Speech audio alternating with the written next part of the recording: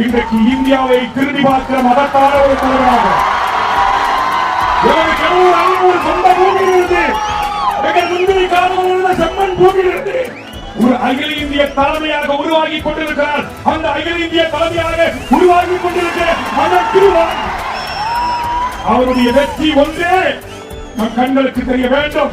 அந்த தலைவன் என் மண்ணிலிருந்து உருவாகி வருகிறான், என் மண்ணிலிருந்து வளர்ந்து வருகிறான். என் மண்ணிலிருந்து இன்னைக்கு மகாராஷ்டிரா, கர்நாடகா, ஆந்திரா என்று 6 மாநிலங்களில் விடுதலை சிறுத்தைகளின் கொடிகள் ஓட்டி பார்க்கிறது.